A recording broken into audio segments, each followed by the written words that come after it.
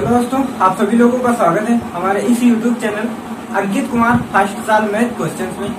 आज की वीडियो जो होगी वो इस टॉपिक पर बात की जा रही है कि किसी भी बिंदु पर हमको जैसे वैद्युत विभव को प्राप्त करना है तो उसके लिए क्या मेथड होता है, क्या फार्मूला निकल करके आता है। ठीक है, उसके बारे में डिस्कस करेंगे, कैसे फार्मूले को प्रूफ किया जाता है उसके बारे में डिस्कस करने वाले हैं। ये चैप्टर नंबर 2 का जो कि इलेक्ट्रोपोटेंशियल है उसका सेकेंड चैप्टर का 3rd पार्ट है। ठीक है, इस 3rd पार्ट में जो देखने वाले हैं या डिस्कस करने वाले हैं वो क्या डिस्कस करने वाले हैं कि बिंदु आवेश के कारण किसी भी बिंदु पर विभव, ठीक है, क्या है, किसी भी बिंदु पर विभव जिसको बोलते हैं potential at a point due to a point charge. Okay, potential at a point due to a point charge, right. And second जो देखने वाले हैं इसकी 2 मेथड कितनी होती है, इसकी 2 मेथड होती है। कौन कौन सी होती है दोनों के बारे में डिस्कस करेंगे।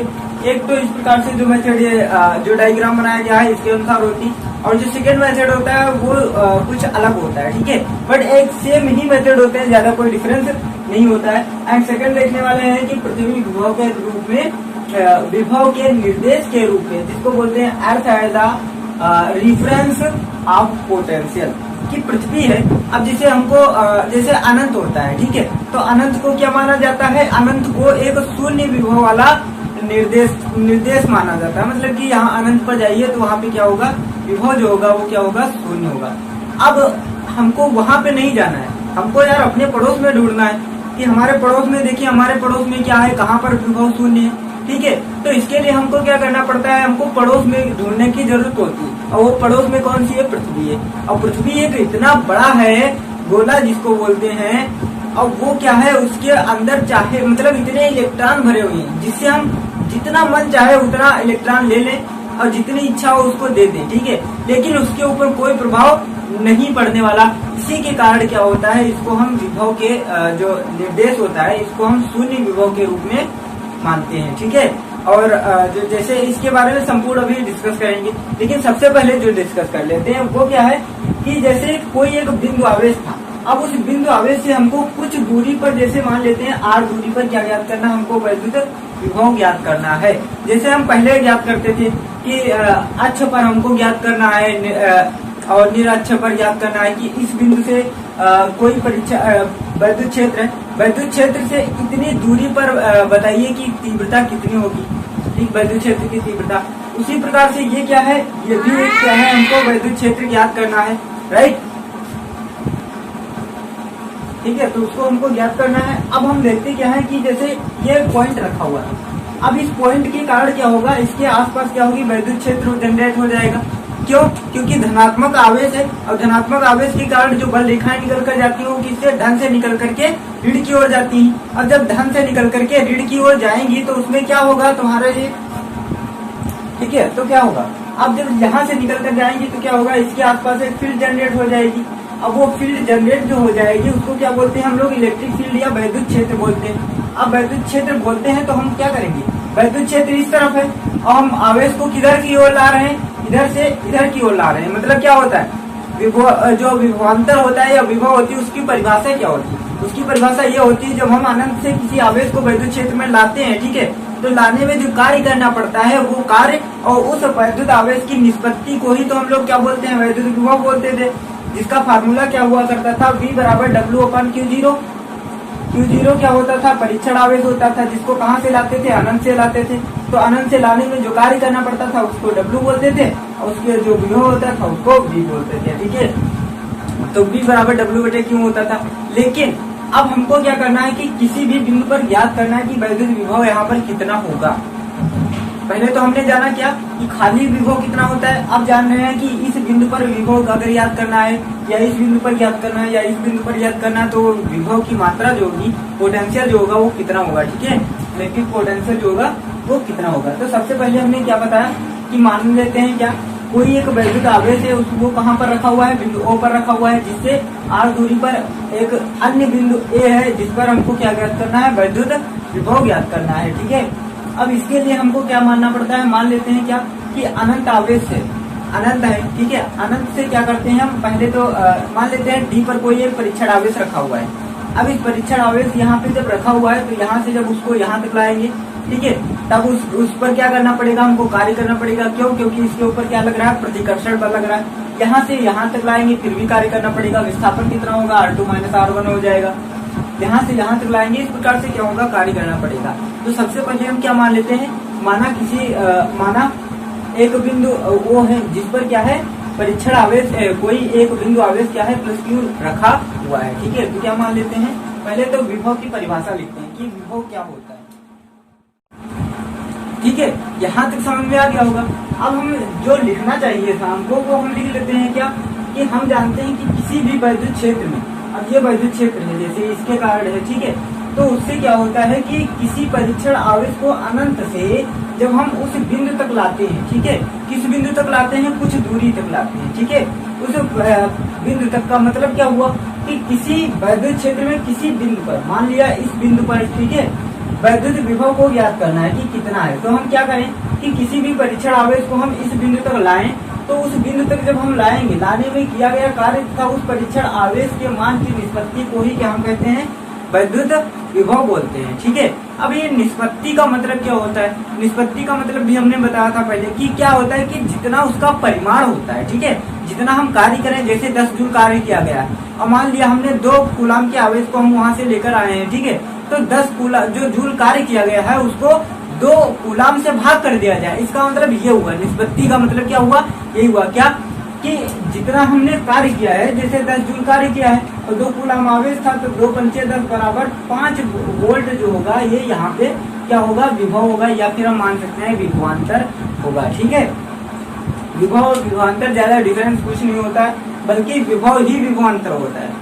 समझ में आई बात, या विभवांतर ही विभव होता है, ये कह सकते हो। क्यों? क्योंकि अनंत से यहाँ तक लाओगे और अनंत पर क्या होता है, विभव होता है 0, इसलिए इसी बिंदु का विभव मान लिया जाता है और कोई दिक्कत नहीं होती। अब इसमें क्या हमने बताया, आगे क्या हमको देखना था कि मानक के परावैद्युतांक वाले किसी माध्यम में, अब ये परावैद्युतांक क्या हो गया, ठीक है, के परावैद्युतांक, ये जो के होता है, के क्या होता है, परावैद्युतांक होता है। किसी भी माध्यम का, हर एक माध्यम का जो परावैद्युतांक होता है वो क्या होता है, अलग अलग होता है। जैसे निर्वात या वायु के लिए परावैद्युतांक का मान कितना होता है, 1 होता है, और जैसे अन्य माध्यम हो गए उनका सबका अलग अलग होता है। जैसे जल के लिए 81 वगैरह करके होता है, ठीक है, और जो धातुएं होती हैं उनके सबके लिए अनंत होता है, मतलब उसको इनफाइनाइट बोल देते हैं। माना कि परावैद्युतांक वाले माध्यम में कोई एक क्या है, बिंदु ओ है, जिस पर क्या है, कोई +Q 0 आवेश क्या है, +Q स्थित है। ये जो बिंदु ओ ले लिया हमने, इस पर एक आवेश मान लिया +Q स्थित है। अब हमको क्या ज्ञात करना है कि इससे r दूरी पर क्या ज्ञात करना है, हमको कोई एक बिंदु अन्य है जो कि क्या है, ए बिंदु है, ठीक है, वहां पे क्या ज्ञात करना है, हमको वैद्युत विभव ज्ञात करना है। ठीक है, जिसके कारण क्या करना है, विभव ज्ञात करना है। अब इस दिए गए चित्रानुसार का मतलब हो गया कि इस दिए गए जो चित्र है इसके अनुसार, क्योंकि ज्यादा लिखोगे तो दिक्कत है, उससे बेटर है कि लिख लीजिए दिए गए चित्रानुसार। अब चित्र के अनुसार क्या है, बिंदु ओ पर अनंत तक की दूरी को छोटे छोटे भागों में बांट लिया गया। जैसे छोटे छोटे भाग क्या है, अनंत तक की दूरी है, हमको इन्फानाइट तक जाना है। कोई कह दे कि इन्फानाइट से लेकर आओ यहाँ तक, तब क्या करोगे, तो इसके लिए हमको क्या करना है, इन्फानाइट मतलब कि अनंत तक की दूरियों को छोटे छोटे भागों में बांट लेना होता है। ये ए भाग हो गया, बी भाग हो गया, सी भाग हो गया, डी भाग हो गया। अब ये सभी क्या है, अलग अलग भागों में हमने इसको बांट लिया, जिससे जो दूरियां होंगी वो क्रमशः कौन कौन सी हो गई, R1 R, ये देखिए ओ ए के बीच की दूरी R है, अब ओ बी के बीच की दूरी R1 है, अब ओ सी के बीच की दूरी R2 है, ठीक है, इसी प्रकार R3 है। इनको अलग अलग दूरियां जिनकी क्रमशः R3 है, मतलब अनंत तक R4 R5 अनंत तक हो सकते हैं, Rn तक, ठीक है। अब माना बिंदु O पर कोई परीक्षण आवेश, ठीक है, ये जो बिंदु O दिखा, बिंदु A है, जो ये बिंदु A दिया गया है, इस पर हम मान लेते हैं कोई एक परीक्षण आवेश स्थित है। अब तुम्हारे मन में ये क्वेश्चन उठ रहा होगा कि परीक्षण आवेश स्थित है, मतलब ये परीक्षण आवेश आ कहाँ से गया, तो आ कहाँ से गया मतलब क्या हुआ, अनंत से वो लाया गया होगा ना। तो इससे पहले उसको हम लाने से पहले हम मान लेते हैं वो पहले से ही स्थित है। कहाँ पर स्थित है, बिंदु ए पर स्थित है। फिर ज्ञात कर लेंगे कि इसके ऊपर अब जब बिंदु ए पर स्थित होगा तो स्थित होने के कारण क्या लगेगा, इसके ऊपर प्रतिकर्षण बल लगेगा। क्यों लगेगा, क्योंकि दोनों धनात्मक है, और दोनों धनात्मक होंगे तो क्या होगा, प्रतिकर्षण बल लगेगा। अब प्रतिकर्षण बल लगने के कारण जो कूलाम के नियम के अनुसार है वो प्रतिकर्षण बल कितना होता है उसको हम लिख लेंगे। अभी इसका स्क्रीनशॉट ले लीजिए और फिर हम आगे बढ़ते हैं यहाँ तक, ठीक है, ये समझ में आ गया होगा, ठीक है, तुरंत स्क्रीनशॉट लीजिए और फिर आगे बढ़ते हैं। हाँ, तो हमने क्या माना था कि अब मान लेते हैं क्या बिंदु ए पर कोई एक परीक्षण आवेश है, वो क्या है, स्थित है। यहाँ पर मान लेते हैं कोई एक परीक्षण आवेश जो है, परीक्षण आवेश कौन सा, प्लस क्यू जीरो होना चाहिए परीक्षण आवेश, तो प्लस क्यू जीरो आवेश क्या है, स्थित है। ठीक है, अब स्थित होगा तो इसके स्थित है, अब इसमें जब स्थित होगा दोनों पे तो क्या होगा, दोनों धनात्मक है, इसके कारण क्या होगा, कूलाम के अनुसार इसमें लगने वाला प्रतिकर्षण बल कूलाम के अनुसार, कूलाम के नियमानुसार, ठीक है, नियमानुसार इस दोनों के बीच लगने वाला प्रतिकर्षण बल, ठीक है, दोनों के बीच लगने वाला, दोनों के बीच लगने वाला जो प्रतिकर्षण बल होगा वो कितना, ठीक है, जो कूलाम के नियम के अनुसार से लगने वाला इनके बीच जो बल होगा वो कैसा होगा, उसकी प्रकृति कैसी होगी, प्रतिकर्षण होगा, तो उसकी जो बल लगेगा वो बल लगेगा कितना, वो जो बल होता है वो बल मान लेते हैं एफ ए हो गया। ठीक है, तो एफ ए बराबर कितना होगा, इन दोनों के बीच लगने वाला प्रतिकर्षण बल कितना होगा, 1/4 पाई एप्सिलॉन नॉट। ठीक है, और क्या हुआ करता था, क्यू क्यू जीरो, ठीक है, Q1 Q2 होता था, लेकिन यहाँ पे क्या है, एक आवेश है प्लस क्यू और दूसरा क्या है प्लस क्यू जीरो रखा हुआ है, जिसको परीक्षण आवेश बोलते हैं। परीक्षण आवेश होता क्या है, तो जिसकी एक कोई अपना क्षेत्र नहीं होता है, ठीक है, एक काल्पनिक आवेश होता है जिसका लेकिन परिमाण कुछ न कुछ मान लिया गया है। ठीक है, अब क्या होगा, क्यू क्यू जीरो अपान क्या होता है, आर स्क्वायर, उन दोनों बीच की दूरी।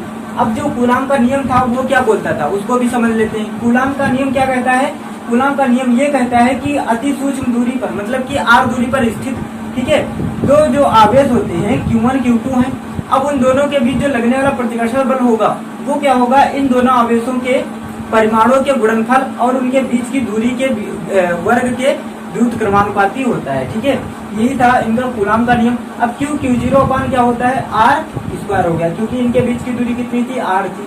ठीक है, इसको क्या मान लेते हैं हम, समीकरण 1 मान लेते हैं। अच्छा, अब हम क्या देख लेते हैं, अगर ये परीक्षण आवेश यहाँ पर ना स्थित होकर के यहाँ पर स्थित होता बिंदु बी पर, ठीक है, तो जो क्या लिखेंगे, यदि परीक्षण आवेश बिंदु बी पर स्थित है, ठीक है, बिंदु बी पर, ठीक है, बी पर स्थित आवेश, ठीक है, के कारण लगने वाला बल, के कारण लगने वाला बल, अब इसके ऊपर कितना लगने वाला बल होगा, अब इस पर कितना लगेगा बल, ठीक है, तो इस पर भी कितना लगेगा, यहाँ से बल लगेगा, यहाँ पर इससे अब कोई नहीं मतलब, R1 दूरी है, तो जो बल लगेगा वो कितना होगा, एफ बी मान लेते हैं उसको। ठीक है, यहाँ तक समझ में आ गया होगा। अब एफ बी मान लेते हैं, किसको हम मान लेते हैं, मान लीजिए ये परीक्षण आवेश अब यहाँ पे नहीं स्थित है, अब इसको उठा करके बिंदु बी पर लाया गया है, मतलब यहाँ से ये बिंदु बी पर है। ठीक है, यहाँ पे प्लस क्यू जीरो रखा हुआ है और यहाँ क्या था, ओ बिंदु था, यहाँ पे प्लस क्यू रखा था। अब इनके बीच जो बल लगेगा वो कितना लगेगा, 1/4 पाई एप्सिलॉन नॉट होगा। ठीक है, 4 पाई एप्सिलॉन नॉट होगा, और क्या हो जाएगा, क्यू क्यू जीरो रहेगा, वो तो कोई बदलने वाला नहीं है, क्यू क्यू जीरो ही रहेगा। ठीक है, अपान में क्या हो जाएगा, देखो आर स्क्वायर यहाँ पे था, तो यहाँ पे दूरी थी आर, तो इसलिए आर स्क्वायर था, यहाँ पे दूरी है R1, तो यहाँ पे दूरी कितनी है R1, तो R1 का स्क्वायर हो जाएगा। ठीक है, R1 स्क्वायर, ये समझ में आया। और यहाँ पे के परावैद्युतांक माध्यम था, इसलिए के भी लगा दिया जाएगा दोनों में, समझ में आ गया होगा।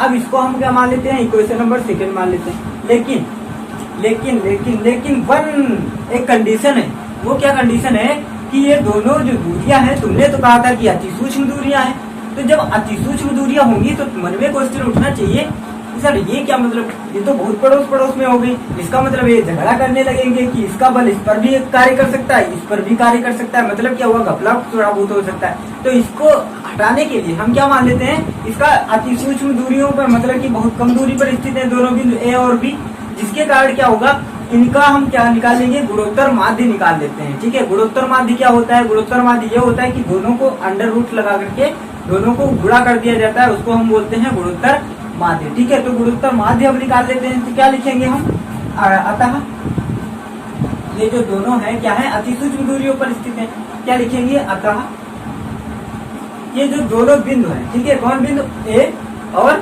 बी, अतः बिंदु ए और बी क्रमशः अति सूक्ष्म दूरियों पर स्थित है। ठीक है, अति कुछ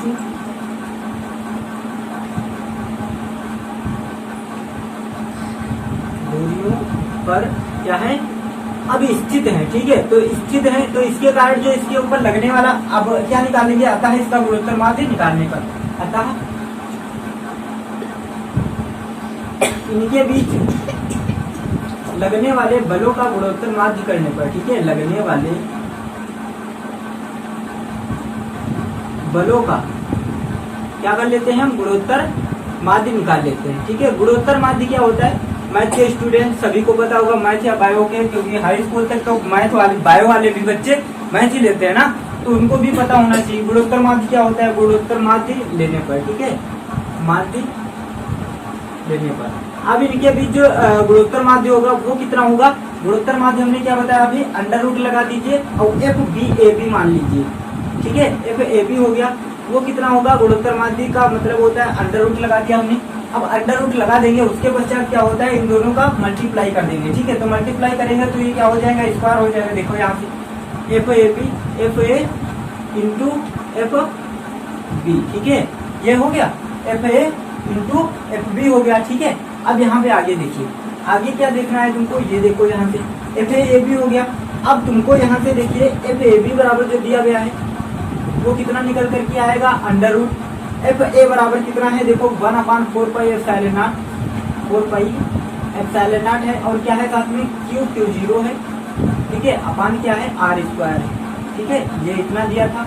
अब बुढ़े उसमें भी कितना है, 1/4 पाई एप्सिलॉन नॉट है, और क्या है क्यू 0 है, और नीचे क्या दिया है, R1 स्क्वायर दिया है। ठीक है, ये इसका है जो कि एफ बी है और ये एफ ए है।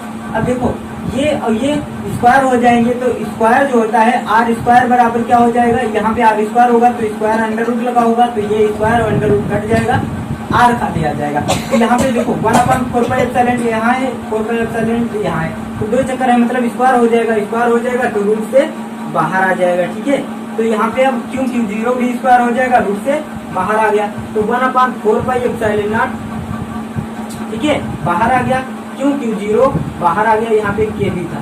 ठीक है, क्यों और क्यू 0 अपान यहाँ पे के है तो के को भी बाहर निकालेंगे, आर स्क्वायर, तो क्यों क्यू 0 आ गया। अब आर स्क्वायर ये है, R1 ये भी तो दोनों स्क्वायर है, तो ये स्क्वायर हट जाएगा, बचेगा क्या, R इंटू R1 बच जाएगा। ठीक है, ये हो गया, इसका क्या निकल करके आ गया, एफ ए बी। मतलब क्या हुआ कि इन दोनों के बीच जो लगने वाला बल होगा वो कितना हो जाएगा, ये हो जाएगा तुम्हारा एफ बराबर एफ ए बी जो होगा, दोनों के बीच गुणोत्तर माध्य निकाल करके जो बल निकल के आया वो कितना आया, 1/4 पाई एप्सिलॉन नॉट के क्यू 0 अपान कितना आ गया, R1 इंटू आर। ठीक है, ये क्या निकल करके आ गया, इनके बीच लगने वाला बल।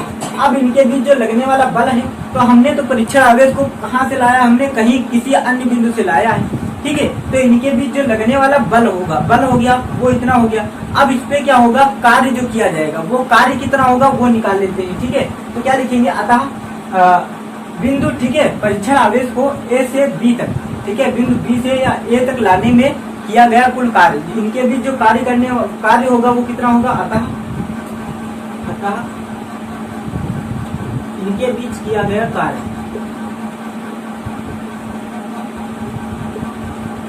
इस पर किया गया कार्य। अब वो कार्य जो होगा वो कितना होगा, W जिसको बोलते हैं, तो WAB होगा। ठीक है, WAB बराबर कितना होता है, बल होता है, और बल गुणे विस्थापन होता है, तो F और क्या हो जाएगा, बल और बल गुणे विस्थापन। विस्थापन कितना दिया गया है, देखो यहाँ से निकालेंगे अभी हम, तो बल हो गया और बल गुणे विस्थापन होता है। बल कितना है, 1/4 पाई एप्सिलॉन नॉट के, तो यहाँ पे क्या लिख देंगे, 1/4 पाई एप्सिलॉन नॉट के, और साथ में क्या है, देखो क्यों है, क्यू 0 है, अपान में R इंटू R1 दिया गया था, ये दिया है, बल हो गया। अब यहाँ से देखो विस्थापन इसमें कितना हुआ है, इन दोनों के बीच में विस्थापन कितना है, इतना, यही तो है इनके बीच में विस्थापन, ये वाली दूरी, ये वाला विस्थापन है। तो ये दूरी निकालना चाहे तो कहाँ से निकालेंगे, पूरी दूरी है R में से ये R1 घटा देंगे, R1 से R घटा देंगे। ठीक है, तो क्या निकल आएगा, ये वाली जगह निकल आएगी, मतलब विस्थापन निकल आएगा। ठीक है, तो कितना हो जाएगा, R1 माइनस R। ठीक है, ये निकल करके आ गया, इनके बीच लगने वाला जो क्या होगा, किया गया जो कार्य होगा वो कितना होगा, इतना होगा। ठीक है, अब हम आगे बढ़ते हैं, इसका भी स्क्रीनशॉट ले लीजिए तुरंत। ठीक है, तो कितना कार्य निकल करके आया, ये आ गया। अब हमको ये आगे इसको सॉल्व करें तो WAB बराबर क्या हो जाएगा, देखो 1/4 एप्सिलॉन नॉट है और K है, और साथ में क्या है देखो Q0 दिया है, तो Q0 ऐसे ही पड़ा रहने देंगे। अब क्या है देखो, यहाँ से देखिए अगर ये R इंटू R1 इसमें मल्टीप्लाई कर देंगे, तो मल्टीप्लाई करेंगे तो क्या हो जाएगा R, ये यहाँ पे ना लिख लेते, यहाँ पे लिख लेते हैं Q और Q0। अब देखो ये वाला इसमें मल्टीप्लाई करेगा तो R1 अपान क्या हो जाएगा, R इंटू R1 हो जाएगा, माइनस R अपान क्या हो जाएगा, R1 हो जाएगा। अब यहाँ से देखो R1 कैंसिल हो गया, R कैंसिल हो जाएगा। तो ये जब कैंसिल हो गया तो बचेगा कितना, WAB बराबर जो निकल करके आएगा वो कितना आएगा, Q0 अपान कितना हो जाएगा 4 एप्सिलॉन नॉट K, और साथ में क्या हो जाएगा 1/R माइनस 1/R1। ठीक है, ये क्या निकल करके आ गया, WAB निकल करके आ गया। अब इसी प्रकार से हम देखेंगे कि WBC कितना होगा, फिर CD कितना होगा, फिर इसी प्रकार निकालेंगे। तो इसी प्रकार क्या लिखेंगे, इसी प्रकार WBC बराबर कितना हो जाएगा, Q और Q0 upon 4 epsilon not K होगा। और यहाँ पे देखो 1/R था, यहाँ से R से R1 घटाया गया है, तो अब क्या होगा, R1 से R घटाया जाएगा, R2 घटाया जाएगा, तो 1/R2 R1 माइनस 1/R2। ठीक है, ये हो गया। अब इसी प्रकार क्या हो जाएगा अब इसी प्रकार इसी अतः WCD जो होगा, अब WCD बराबर क्या हो जाएगा, वो भी हो जाएगा Q0 upon 4 epsilon not K हो जाएगा, और साथ में क्या हो जाएगा 1/R2 माइनस 1/R3। ठीक है, अब अगर हम अनंत तक ऐसे ही निकालते रहे, ठीक है, क्या हमने बताया कि अनंत तक अगर हम ऐसे ही निकालते रहें तो क्या आएगा, उसको देख लेते हैं। ठीक है, ये सब तुरंत नोट कर लीजिए और स्क्रीनशॉट तुरंत ले लीजिए। ठीक है, अब क्या करना है, अतः इस प्रकार क्या लिख लेंगे हम, अनंत से परीक्षण आवेश को जब हम यहाँ तक लाएंगे तो इस कुल प्रक्रिया में जो कुल कार्य किया जाएगा वो छोटा छोटा कार्य जोड़ करके कुल जो कार्य निकल करके आएगा वो कितना आएगा, उसको हमको फाइंड कर लेना है। ठीक है, तो जो कुल कार्य होगा वो कुल कार्य हमको देखना है कितना होगा, तो कितना होगा WAB plus WBC plus WCD, इन सबको जोड़ देंगे और W अनंत तक सबको जोड़ देंगे। ठीक है, तो हमको कुल कार्य पता चल जाएगा कि कुल कार्य कितना करना पड़ रहा है। मन में यही क्वेश्चन उठ रहा होगा कि कुल कार्य का मतलब क्या हुआ, कुल कार्य का मतलब क्या हुआ कि अलग अलग कार्य किया गया क्या, हाँ बिल्कुल किया गया है, क्योंकि अलग अलग ही तो कार्य करते आए हो तुम, तो अलग अलग सबका कार्य हो गया। ठीक है, यहाँ से अगर हम देखें तो सबका अलग अलग कार्य है, तो अलग अलग कार्य है, तो कुल कार्य जो निकल करके आएगा वो क्या आएगा, WAB। ठीक है, और प्लस WBC प्लस WCD और प्लस इस प्रकार से W अनंत इनफाइनाइट तक जोड़ना है, सबको जोड़ देंगे तो कुल कार्य जो करना पड़ा है हमको कितना आएगा, देखो इसमें से Q0 अपान 4 एप्सिलॉन सभी में कॉमन हो जाएगा। ठीक है, तो Q और Q0 upon 4 epsilon not K तो सभी में कॉमन हो जाएगा। बचेगा जो उसको जोड़ना है, तो बचेगा क्या 1/R minus 1/R minus 1/R1 ये बच जाएगा इसमें। ठीक है, और प्लस क्या बचे, ये पूरा एक में ही है, इतना समझ में आ जाना चाहिए। 1/R और माइनस 1/R1 क्या है, एक में ही था, ये वाला इतना बच गया। इसमें से जब इतना कॉमन ले लेंगे, कॉमन का मतलब ये वाली चीज जो है उसको हम बाहर निकाल लेते हैं। ठीक है, और यहाँ से भी ये वाली चीज जो है उसको हम क्या कर लेंगे, बाहर निकालेंगे। बचेगा का प्लस में जोड़ना है उसको, 1/R1 माइनस 1/R2 बच जाएगा, 1/R1 माइनस 1/R2 बच जाएगा। ठीक है, इसी प्रकार क्या होगा, उसमें भी यही बचेगा। फिर यहाँ तक अनंत तक, अनंत में क्या बचेगा 1/1 कुछ पहले होगा। ठीक है, और माइनस में क्या होगा, फिर माइनस में ये होगा तुम्हारा, जैसे प्लस मान लेते हैं, यहाँ पर प्लस के आगे कोई एक अक्षर मान लेते हैं, जैसे ए मान लिया हमने। ठीक है, और माइनस क्या कर दिया हमने 1/, ये वाला जो आएगा 1/ कितना आएगा, इनफाइनाइट तक निकालना था, इनफाइनाइट आ जाएगा। ठीक है, ये यहाँ पे है नहीं असल में कुछ, ए का मतलब ये हुआ कि कोई ना कोई अक्षर यहाँ पे आएगा। जैसे यहाँ पे R2 आया है, हो सकता है यहाँ पे R इनफाइनाइट -1 आ जाए, इसलिए यहाँ पे माइनस का चिन्ह लगा दिया गया है, ये समझ में आ जाना चाहिए। अब हमको देखना ये है कि कुल कार्य हमको निकालना था, तो कुल कार्य कितना हो जाएगा, यहाँ से अगर हम देखें तुरंत। ठीक है, तो कुल कार्य जो निकल करके आया वो कितना आएगा, W बराबर तुम्हारा आएगा, यहाँ से देखो क्यू 0 हो जाएगा, ये तो ऊपर ही रहेगा, ठीक है।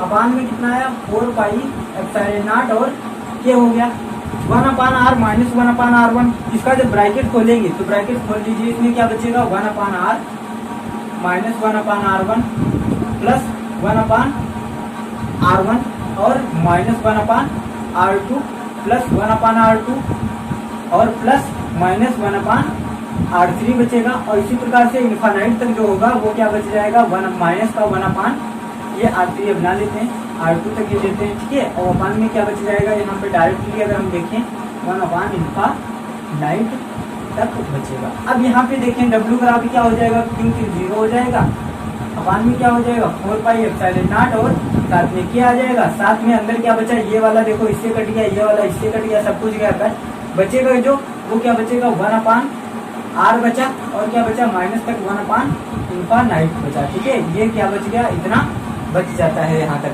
अब इतना बच गया, अब हमको क्या देखना है, अब ये हमको देखना है कि ये इसका मतलब क्या हुआ कि 1/इनफाइनाइट तो हमने सुना था कि किसी के नीचे अगर एक जैसे अक्षर लिखा है 1/इनफाइनाइट तो इसका भी मान 0, 10/इनफाइनाइट इसका भी मान 0। तो मतलब क्या हुआ कि इसका अगर किसी भी नंबर के नीचे अगर ये वाला चिन्ह लगा है, इनफाइनाइट है, अनंत है, ठीक है, या किसी भी नीचे अगर 0 आ गया तो उसका मान जो होता है वो इनफाइनाइट हो जाता है। और अगर किसी नंबर के नीचे इनफाइनाइट आ जाता है तो उसका मान 0 हो जाता है। तो ये तो हो गया 0।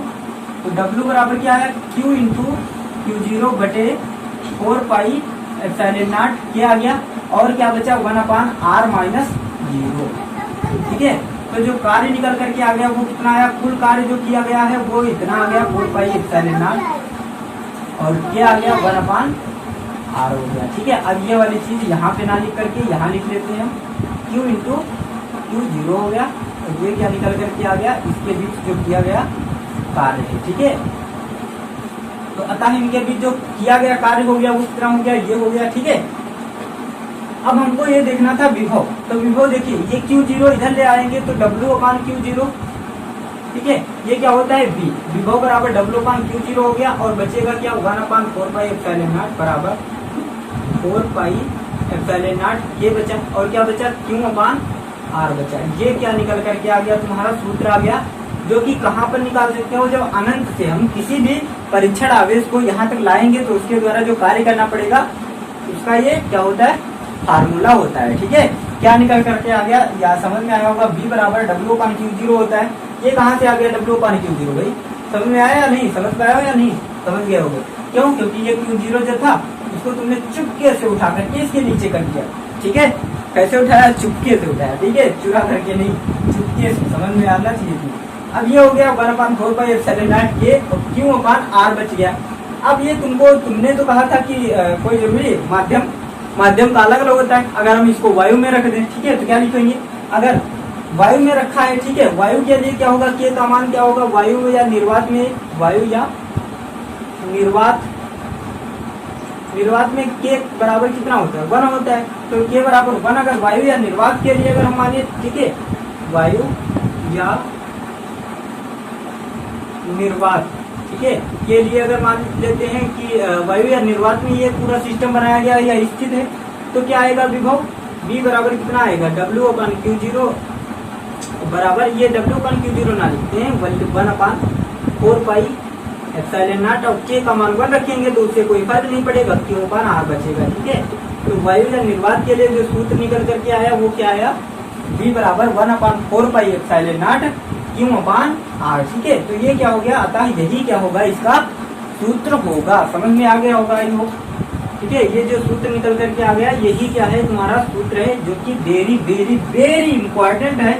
और ये सब पूरा प्रोसेस समझ में आ गया हो, अगर नहीं समझ में आया होगा तब भी फिर से पूछ लेंगे। देखिए इसको 1-2 बार देखेंगे वीडियो, अगर ये कंप्लीट वीडियो 1-2 बार देखो तो इसमें एक एक पॉइंट तुमको समझ में आ जाएगा। सबसे पहले अब हम देख लेते हैं इजी मेथड में कि इसको करना क्या होता है। सबसे पहले हमको ये इतना ध्यान रखना होता है कि यहाँ पर हमको विभव निकालना है। अनंत से मान लेते हैं इसको, धीरे धीरे धीरे धीरे हम खिसका करके इसको लाते हैं, तो लाने में जो कार्य करना पड़ेगा वो इतना कार्य करना पड़ेगा। और कार्य निकल आया तो कार्य से W/V बराबर 1/4 पाई एप्सिलॉन, यही क्या होता है, इसका विभव हो गया, विभव भी निकल आ गया। अब इसकी जो सेकेंड मेथड होती है उसको नेक्स्ट वीडियो में देखेंगे।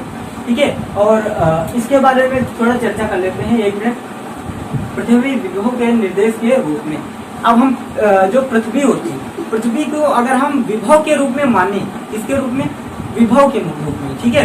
तो इसका मतलब क्या होता है यार, देखिए पृथ्वी जो होती है, जैसे एक आपने समुद्र नहीं सुना है, समुद्र से कितना पानी निकालोगे आप, चाहे जितना निकाल लो उसमें कमी नहीं होने वाली, उस पर कोई प्रभाव नहीं पड़ने वाला, ठीक है। या फिर चाहे जितना बारिश हो जाए, लेकिन उसके ऊपर क्या होता है, प्रभाव कोई नहीं पड़ता है। तो इसी प्रकार से हम एक चीज समझ में आती है, जैसे पृथ्वी हो गई, पृथ्वी भी क्या होता है, एक अच्छा सुचालक होती है। क्या है, एक अच्छा सुचालक है। अब सुचालक होती है तो उसमें क्या है, बहुत सारे इलेक्ट्रॉन होते हैं। अब बहुत सारे इलेक्ट्रॉन होंगे तो उससे हम कुछ इलेक्ट्रॉन अगर निकाल लेते हैं या कुछ इलेक्ट्रॉन उसको दे देते हैं तो क्या होगा, कोई फर्क नहीं पड़ेगा। ये तो वही वाला हो गया सिस्टम, कौन सा, कि ऊंट के मुंह में जीरा। मतलब क्या हुआ कि ऊंट इतना बड़ा है, उसके मुंह में तुम 2 जीरा के रख रहे हो तो उसका पेट भर जाएगा, नहीं भरेगा। या उसके मुंह में 4 जीरा थे, उससे 2 जीरा ले लिया तुमने, या थोड़ी मात्रा ले ली, उससे कुछ भोजन उसने रखा मुंह में, तो क्या उसका खाली हो जाएगा पेट, क्या भर जाएगा पेट, नहीं भरने वाला, ठीक है। तो इसी प्रकार से जो पृथ्वी होती है, पृथ्वी से अगर हम कुछ इलेक्ट्रॉन निकाल लेते हैं या कुछ इलेक्ट्रॉन उसको दे देते हैं तो उस पर कोई प्रभाव नहीं पड़ता है। और ये एक चीज ध्यान रखना कि अगर हम पृथ्वी के संपर्क में किसी वस्तु को रख देते हैं, ठीक है, तो उससे क्या होता है, अगर वस्तु जो है धनावेशित कब होती है, ठीक है, धनावेशित जब होगी जब क्या होगा, पृथ्वी से इलेक्ट्रॉन जो है वो वस्तु पर जाएंगे, ठीक है। अच्छा, और दूसरी चीज हो गई, तो पृथ्वी को हम क्या मान लेते हैं, शून्य विभव के रूप में मान लेते हैं। और दूसरा जो होता है वो किसको हम शून्य विभव के रूप में मानते हैं, अनंत। अनंत में भी विभव जो होता है वो क्या होता है, शून्य होता है। और पृथ्वी के संपर्क में अगर हम किसी चीज को रख देंगे तो उसका भी विभव जो होगा वो क्या हो जाएगा, शून्य हो जाएगा। क्यों शून्य हो जाएगा, क्योंकि ये इतनी सी छोटी सी वस्तु हम पृथ्वी के संपर्क में रखेंगे तो उसके लिए क्या है, ऊंट के मुंह में जीरा है, इस पे कितने इलेक्ट्रॉन आ सकते हैं, थोड़े, ठीक है। या इससे कितने इलेक्ट्रॉन आ सकते हैं, थोड़े से, तो उसके लिए तो ये जीरा ही है ना, कोई प्रभाव नहीं पड़ने वाला। तो इसी के कारण उसको जो हम मान लेते हैं वो क्या मान लेते हैं, शून्य मान लेते हैं। मिलते हैं नेक्स्ट वीडियो में, तब तक के लिए जय हिंद।